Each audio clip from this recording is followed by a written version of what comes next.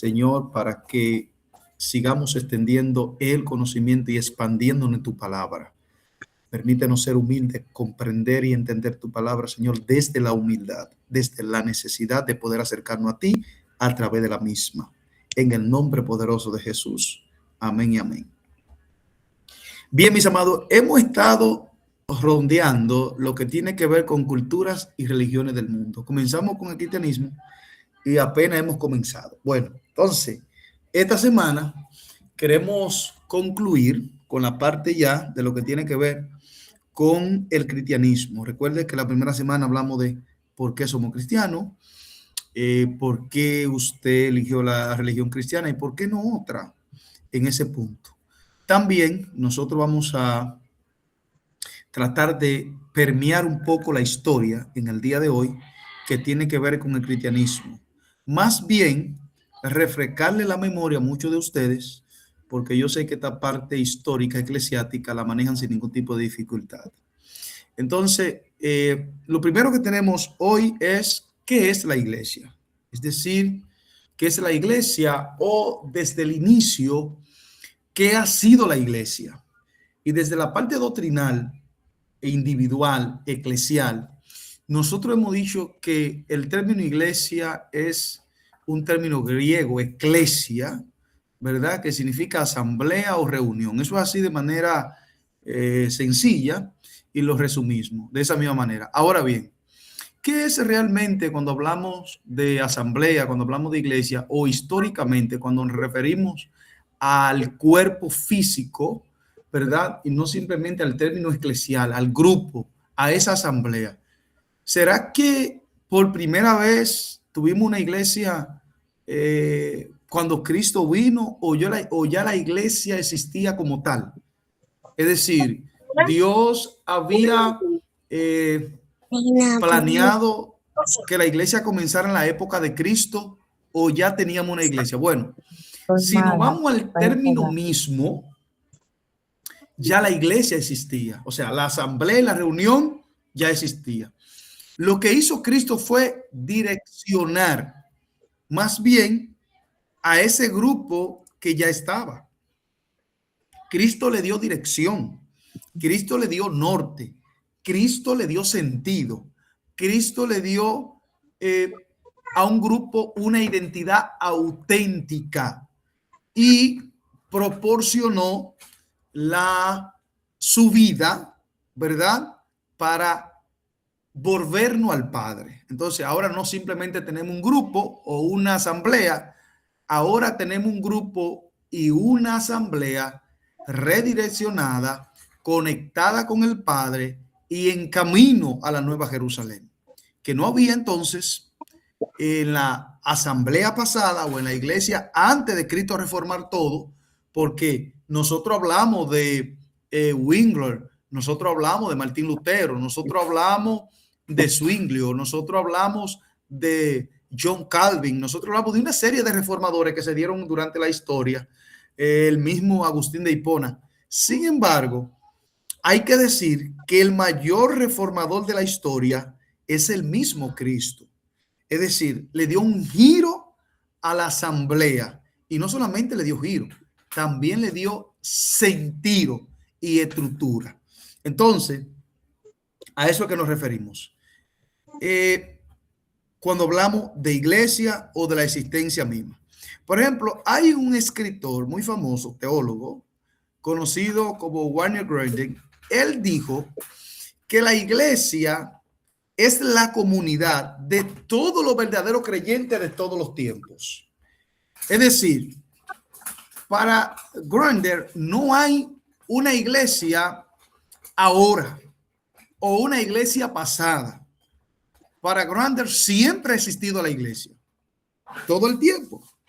Por eso yo le digo a los exclusivistas y le digo a los modalistas y le digo también a aquellos del absolutismo que se cuiden del absolutismo. ¿Por qué? Porque hay quienes se creen dueños de la salvación. Hay quienes creen que ellos son los dueños únicos de la salvación. Y yo le decía en día pasado que una de las definiciones claras de secta, ¿cómo saber cuando hablábamos de las herejías? Yo le decía que una herejía clara de una secta es que ellos creen que sin ellos tú no puedes ser salvo, porque se creen dueños y autores de la salvación.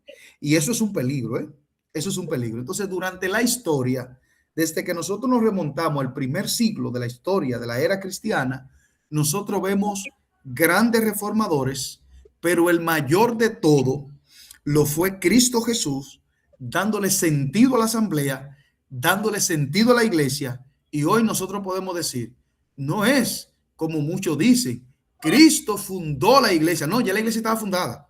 Cristo vino a darle estructura, carácter y a rediccionar esa iglesia que iba esperando un Mesías, pero un Mesías que iba a acabar con el oprobio humano, el oprobio de la carga de un pueblo específico. Sin embargo, el Mesías prometido en toda la Biblia viene a direccionar no solamente a Israel ni a Jerusalén, venía a direccionar directamente a la humanidad.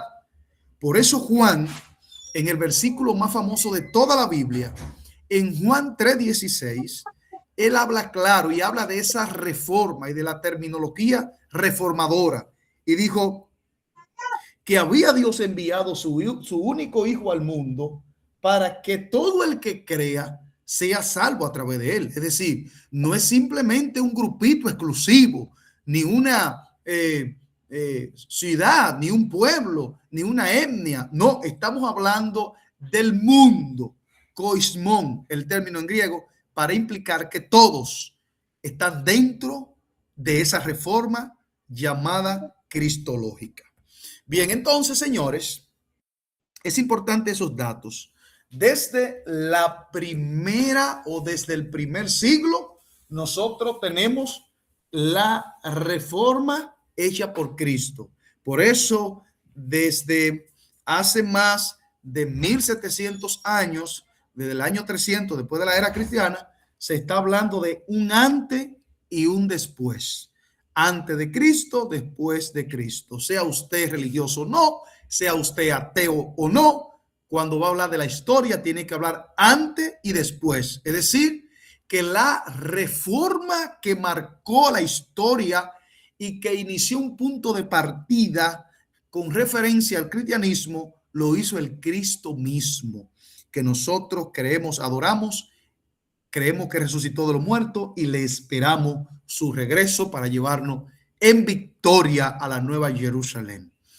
Entonces, señores, eso decía Grander.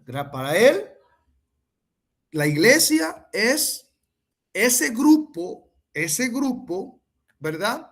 De verdaderos creyentes de todos los tiempos, ¿verdad? Por eso no es de que eh, yo sí y aquel no. Al final, lo que decimos, lo que creemos y aquello que revela Tesalonicenses capítulo 4, primera, versículo 13 en adelante, que creemos en el Señor y la resurrección, nosotros decimos, cuando alguien parte, decimos se adelantó o se fue adelante, nos juntaremos allá. Porque la idea es que el creyente, la iglesia, es como bien lo definió Warner Grande. Define a la iglesia como la comunidad de todos los tiempos de verdaderos creyentes. Eso yo estoy 100% seguro en ese sentido. Entonces, la comunidad es importante para Dios. En efecto, claro, Dios existe en comunidad y a través de la Trinidad nosotros vemos eso. Y Dios nos creó a su imagen para estar en comunidad primero con Él y luego con los demás. O sea, no tenemos duda de eso. Entonces, la iglesia es una comunidad donde convivimos, compartimos nuestra fe con muchas personas o con los demás. Extendemos nuestra creencia y cuando nos reunimos en el templo es a festejar dicha creencia o dicha fe que tenemos en común, ¿verdad? En el antiguo pacto, Dios tenía con su pueblo judío un grupo. Luego se extendió a los gentiles, a los que nosotros hemos denominado la reforma hecha por Cristo o la reforma cristológica. Entonces, a partir de ahí, le llegó el evangelio a todos, no solamente, y lo dijo el apóstol Pablo bien claro. El apóstol dijo, esto es poder de Dios. Esto es poder de Dios. Locura para los que se pierden, pero poder de Dios para el judío, para el griego, para, ¿verdad? Para los gentiles, para todo. No dejó a nadie fuera del círculo el apóstol Pablo. Hablando de ese tema. Entonces, señores, miren, para nosotros poder poner en contexto, ¿verdad? De una forma más singular, vamos a ver esta parte aquí. Primera de Corintios 12, 2 al 13. 12 al 13. Primera de Corintios. Dice, el cuerpo humano tiene muchas partes, pero las muchas partes forman un solo cuerpo. Así es como el cuerpo de Cristo. Algunos de nosotros somos judíos, algunos gentiles, algunos son esclavos, algunos son libres, pero todos hemos sido bautizados en el cuerpo de Cristo por un solo espíritu y todos hemos recibido el mismo espíritu. Eso le dice el apóstol Pablo, yéndonos un poquito a la primera, a la era cristiana, el primer siglo de la era cristiana. Entonces citamos a Pablo, que le dice a esa iglesia gentil, hay una nomenclatura y tenemos una composición de varias culturas. De hecho, si nos vamos al capítulo 2, remontándonos un poquito más atrás, del libro de los Hechos de los Apóstoles, capítulo 2, usted va a ver allí que dice, y hubo lenguas repartidas como fuego, y estaban allí prosélitos, cretenses, griegos, romanos, es decir, un grupo de personas de diferente etnia, cultura, social, que se juntaron allí y dicen que todos se maravillaban al escuchar el mensaje de los apóstoles, ¿verdad? En su propia lengua. Se maravillaban de escuchar la maravilla de Dios en su propio lenguaje. Eso dice el capítulo 2 del libro de los Hechos, de manera inicial. Entonces, pero en Hechos 1:8, por ejemplo, dice, pero cuando haya venido sobre vosotros el Espíritu Santo, recibiréis poder y hablaréis de mí en todas partes, en Jerusalén, en toda Judea, en Samaria y hasta los confines de la tierra. ¿Ve? O sea que si nosotros hablamos de historia eclesiástica y no hablamos del primer reformador de la historia cristológica y de la historia eclesiástica, nosotros estamos faltando, ¿verdad?, a la integridad misma de la historia. Nosotros no podemos hablar de historia y no hablar de Cristo como ese primer referente reformador de la iglesia. Eso hay que decirlo. Es decir, la iglesia comenzó cuando Cristo murió. Ya dije que no inició. Estaba la iglesia. Había un pueblo que era judío, que tenía una forma distinta de esperar al Mesías. Sí, es verdad. De hecho, cuando nos vamos al capítulo 11 de Juan, allí vemos una historia de un joven amado por Cristo que se muere, llamado Lázaro, y entonces cuando él regresa, la hermana le dice, ay Señor, si tú hubieras estado aquí, mi hermano no hubiese muerto. Entonces Jesús le responde, le replica, óyeme, mira, tu hermano resucitará. Y ella le dice, sí, yo sé que resucitará. Es decir, había una iglesia ya.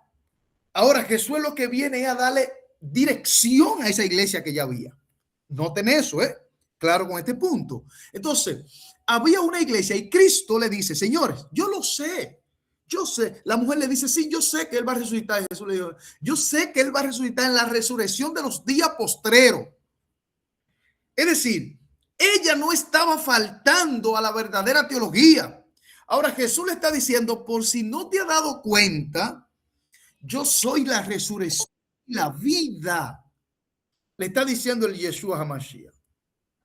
Entonces, en ese sentido, estamos diciendo que Jesús está direccionando al pueblo que ya existía.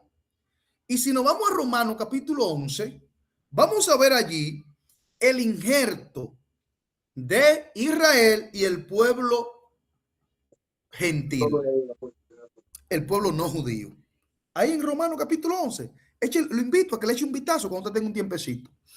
Entonces, es posible que muchos crean, por eso tú ves el debate entre evangélico, católico, anglicano, metodistas, mormones, diciendo, no, porque la iglesia se fundó, qué sé yo qué, porque la iglesia la fundó, qué sé yo, quien sea, hablando disparate, porque no hay, eso es disparate realmente, porque se desconoce la historia. El que conoce la historia no tiene que estar hablando de que cuándo se fundó, porque la iglesia ha existido desde siempre. Es decir, los que están aquí desde el inicio, ya yo di la definición de iglesia conforme al original, y entonces ustedes sabrán en la concordancia, en la manera simétrica que llevamos la información, de que sí había una iglesia, pero Jesús la está direccionando y Jesús le está dando sentido y la está fundamentando. Por eso el apóstol Pablo se ve obligado a decir, y discúlpeme que estoy en el primer siglo, pero igual que la iglesia anglicana y la iglesia ortodoxa del sur de los primeros siglos, que exigía que la iglesia fuera fundamentada sobre los fundamentos de los apóstoles. Eso era lo que se exigía. Entonces, yo estoy ahí, en la primera era cristiana, en el primer siglo. Vamos a citar al apóstol Pablo. Entonces, el apóstol Pablo dice, si ponemos otro fundamento que el que ya está puesto, ojo, ojo. Entonces, cada vez que usted escucha a una gente decir, no, que la iglesia la verdadera la fundó, está hablando simplemente una persona que carece de informaciones eclesiásticas, hablando de fechas de fundaciones y hablando de discusiones y quién tiene y quién no tiene. Eso es un disparate total. Entonces, realmente el apóstol Pablo dice que ya no se puede poner otro fundamento, que el fundamento ya está puesto. Así que ese fundamento es por el que debe regirse la iglesia y caminar la iglesia. Señores, eso es historia eclesiástica. Entonces, estamos viendo la parte de la historia eclesiástica en el día de hoy porque queremos que eso quede claro con ustedes antes de concluir el cristiano, la lección del cristianismo. Dentro de los 50 días de esta comisión, el Espíritu Santo descendió sobre los creyentes con poder, tal como Jesús lo había predicho. Y nació la iglesia que conocemos hoy. A partir de ese momento, los apóstoles y los creyentes salieron a llevar el mensaje del cristianismo a la gente de todas partes. A pesar de la intensa persecución de los primeros cristianos por parte del gobierno romano, o quizá debido a la persecución, la iglesia creció a medida que las buenas nuevas del evangelio llegaban hasta los confines de la tierra. Si buscamos informaciones históricas post-mortem de los apóstoles, nos vamos a dar cuenta que hay apóstoles que murieron en diferentes ciudades. Tenemos, por ejemplo, a Felipe, que murió en Antioquía, en lo que hoy nosotros conocemos como Turquía, por ejemplo, en Turquía, que era donde estaban las 7 iglesias que le escribe Juan al Apocalipsis. Pero si buscamos a Tomás, murió en la India. Si buscamos al apóstol Pablo, murió en Roma. Y así sucesivamente pudiéramos orientar, ¿verdad? A cada uno, ubicar geográficamente dónde fue su destino, y de manera post-mortem nosotros podemos hablar de esa historia después de la muerte de los apóstoles. Y entonces eso conllevó Eso conllevó a que nosotros pudiéramos ubicar la doctrina inicial apostólica. Ahora bien, quisiera saber si me están entendiendo. Dígame si sí o no, si estamos siendo claros y precisos con las informaciones. Porque es que a la gente no le gusta la historia, señores. Y sin historia, como decía el Américo Suizo, ¿verdad? El famoso sociólogo e historiador Américo Suizo, el que no conoce su historia está condenado a repetirla. Entonces, muchas veces el desconocer de dónde venimos y el por qué estamos aquí es que muchas veces la gente se convierte en una apóstata de su propia fe, ¿verdad? Porque no sabe de dónde viene. Y entonces, por eso yo le decía el día pasado, la primera lección, usted es evangélico por moda, usted es cristiano porque no había más nada que hacer, o porque de repente usted sintió una tristeza y ese fue el grupo que le dio respuesta, o usted es cristiano por convicción. ¿Eh? Es importante que usted sepa, dice Vianney que sí, que están entendiendo claro. Es importante que usted sepa por qué usted es cristiano, si usted es cristiano por convicción. Miren, rapidito, Pedro La Roca. Pedro La Roca es un dato que primero da inicio a una mala interpretación. Jesús comienza hablando de él. Mire, si usted se va a Mateo 16, versículo 17 al 19, Jesús pregunta, ¿quiénes dice la gente que soy yo? Bueno, algunos dicen que tú eres Juan, Elías, Jeremías o algunos de los profetas. Ok. ¿Y ustedes, quiénes dicen que soy yo? Ojo, se está hablando de Cristo. Bueno, nosotros decimos que tú eres el Cristo, el Hijo del Dios viviente, dijo Pedro. Entonces el Señor le dijo, Pedro, la iluminación y revelación de la información que tú has recibido no te la ha dado ni carne ni sangre, sino más bien que ha sido el eterno Padre que te ha revelado dicho secreto. Sí, ok.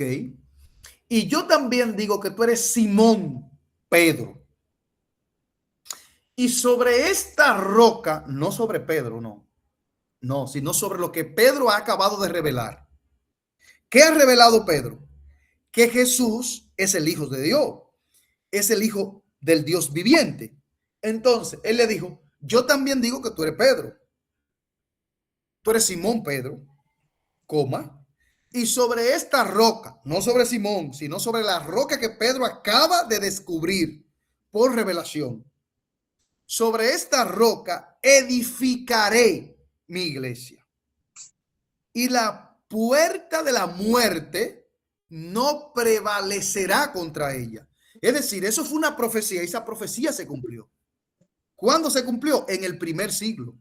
¿Por qué? Bueno, porque los primeros cristianos lo comenzaron a matar, a torturar, a quemar, a perseguirlo, a tal punto que usted supo que la mayoría, o no la mayoría, todos los apóstoles, excepto Juan el Bautista, Juan el teólogo, todos murieron a mano de espada. Entonces, cuando Cristo dice, y la puerta del Hades no prevalecerán, yo le he dicho a ustedes que eso no es infierno. Atención, atención. Se lo he explicado varias veces. Pero si alguien no lo ha terminado de entender, ahí el Hades no es infierno. La puerta del Hades no prevalecerán contra ella. ¿Por qué? Déjeme contextualizar. Primero, Jesús tenía que morir para redireccionar en su sangre el pacto y posteriormente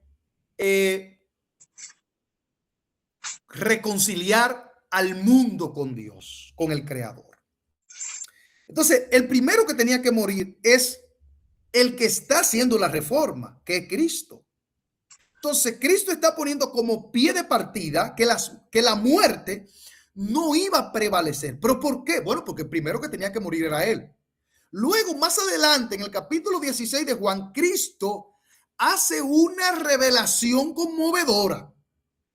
Y Cristo dijo, Si esto hicieron con el tronco del árbol, esperen nada más, como dicen los mexicanos.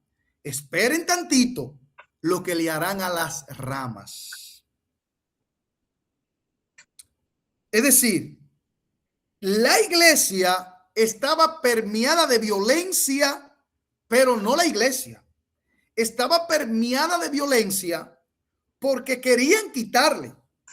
Por eso Cristo dice de manera clara, el reino de los cielos sufre violencia y los violentos lo arrebatan. Cuando Cristo está diciendo los violentos, porque ahora se predica en las iglesias, tú tienes que ser violento para arrebatar el reino de los cielos. Déjese de eso, que tú no vas a arrebatar ningún reino. La salvación a ti se te dio por gracia. No hay nada que tú puedas arrebatar ni puedas conseguir del reino de los cielos que no se te sea dado a través de Cristo. Lea el capítulo 15 de Juan, está clarito. Lea el capítulo 15, el capítulo 14 y el capítulo 16 de Juan. Está claro, no hay forma de que usted haga nada. Usted no es nada para ganarse el reino de los cielos. Así que cuando Cristo dice el reino de los cielos sufre violencia, no está diciendo que tú tienes que ser violento para ganártelo. No, Cristo predicó paz. Mi paz os dejo, mi paz os doy. Entonces, ese texto, lo que está tratando de decir Cristo ahí cuando dice el reino de los cielos sufre violencia y los violentos, es decir, Herodes y un grupo de gente estaban matando a los cristianos para quitarle el reino. Por eso Jesús dice en la parábola, una semilla, el sembrador salió a sembrar, una semilla cayó en el camino, otra cayó sobre la piedra, otra cayó sobre los espinos y otra cayó en buena tierra. Usted se da cuenta que cayó en buena tierra, no es que no tenga dificultad, porque también le da el sol, también está la lluvia, también están pero está fundamentado, va a crecer. Entonces, la muerte no iba a prevalecer contra la iglesia de Cristo, porque el primero que iba a morir era el verdadero reformador de todos los tiempos de la era cristológica, llamado Yeshua HaMashiach. Y entonces los que posteriormente iban a morir eran los que pusieron el fundamento, llamado los apóstoles. Ellos pusieron el fundamento. ¿Y por qué? Pero no fue Cristo que puso el fundamento. Déjenme tratar de contextualizar. El capítulo 15 del libro de los Hechos, del libro de Juan, dice: yo soy la vid verdadera y mi padre es el labrador. Vosotros sois los pámpanos. Entonces, atienda aquí.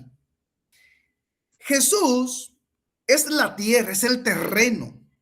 Jesús es el que hizo las zanjas donde se van a poner la columna.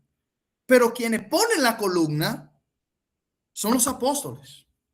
Quienes riegan la semilla, quienes son los apóstoles. Por eso el apóstol Pablo dice, si se pone otro fundamento que el que ya hemos puesto, de hecho, él le dice a los Gálatas, si cualquier otro se viene anunciando cualquier otro evangelio que el que os hemos enseñado, llámele maldito o anatema. ¿Por qué? No, pero Pablo, mira, hay gente que tiene revelaciones nuevas. Si viene a un ángel del cielo diciendo otra cosa que esta, por eso llegó un tipo llamado Joseph Smith diciendo, bueno, eso lo vamos a ver más adelante cuando estemos hablando de los mormones, de religiones del mundo, ¿verdad?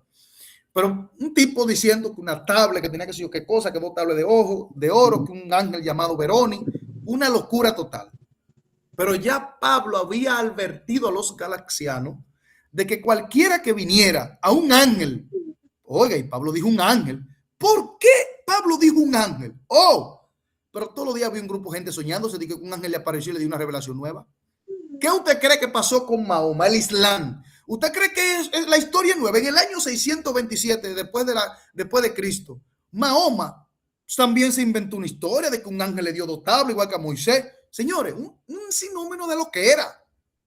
Entonces, el apóstol Pablo había advertido acerca de todo estos disparates que se han visto ahora y dijo, señores, tenemos grupos diciendo que son, pero el fundamento verdadero de la cristiandad y de la cristología está puesta por los apóstoles. Todo el que ha inventado cosas extrañas está delirando, dijo el apóstol, y nosotros no discutimos sobre esas cuestiones. Pregunto, ¿Estamos claros con la historia del primer siglo y el fundamento de la iglesia?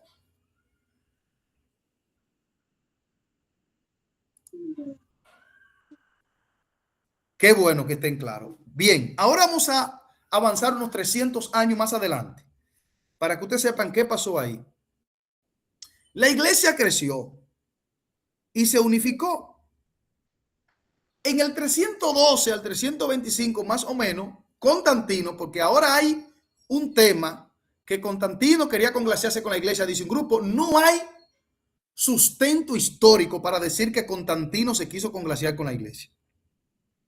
Lo que sí hay es sustento histórico para decir que Constantino firmó aquel edicto de Milán que evitó que los cristianos siguieran siendo masacrados. Esa sí es una evidencia irrefutable. Ahora, un grupo de gente diciendo, no, que lo que quería era congraciarse, que no quería ser cristiano, nada. Eso no tiene fundamento histórico. Eso usted no puede demostrarlo. Eso son simplemente interpretaciones subjetivas. Pero no hay un sustento histórico que avale que el tipo lo que quería era simplemente ganarse el favor de los cristianos. Es así dicen algunos. Esas son interpretaciones. Lo que sí dice la historia y el pacto de Milán es que el tipo firmó un edicto para que los cristianos no se persiguieran.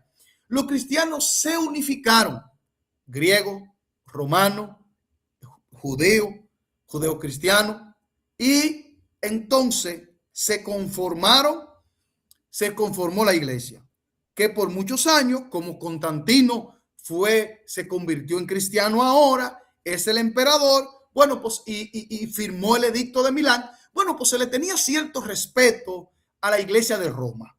Y se le tenía cierto respeto. Y la iglesia de Roma, que era una iglesia que se dirigía por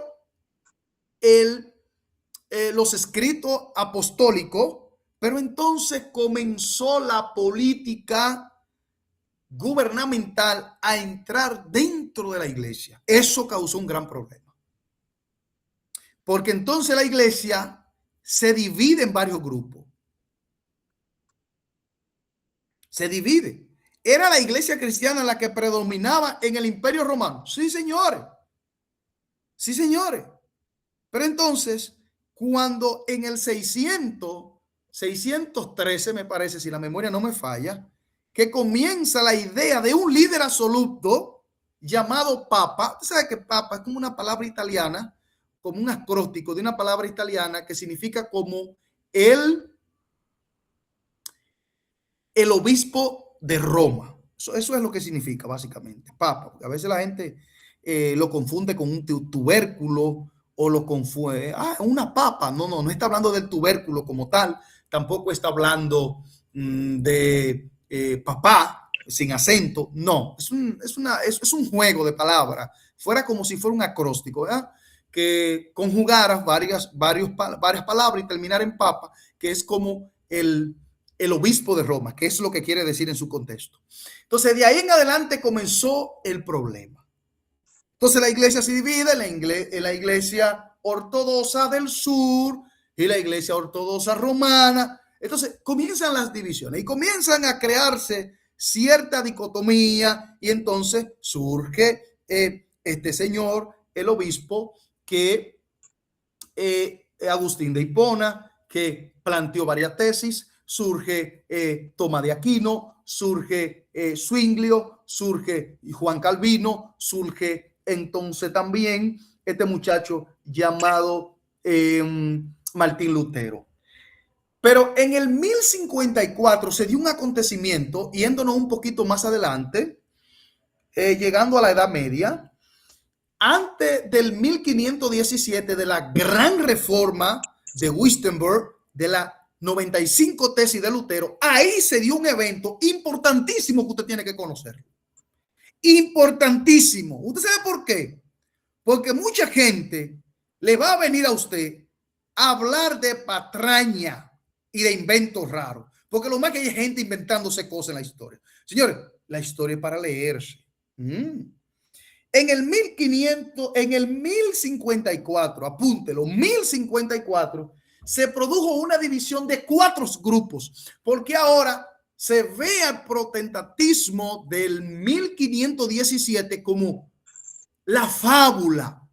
No, señores, se dieron divisiones importantes en unos 490 y tantos años antes, 470 años antes de la gran reforma de Wittenberg que hizo Martín Lutero. Antes de eso se dio una importante división en el 1054. Y entonces se dividió la iglesia, quedó la iglesia de Roma, ¿verdad? En 4 regiones orientales. La iglesia creada, la iglesia católica del oeste, la iglesia ortodoxa, la iglesia del este y la iglesia de la región oriental. Así se dividieron. ¿Y cuándo pasó eso? En el 1054, antes de la gran división. ¿Por qué sucedió esa división? Atención aquí para los que llevan anotaciones y hacen consulta eclesiástica a la historia. Esa división se da porque hay un grupo como el ortodoxo del este que decía que la iglesia debe regirse únicamente por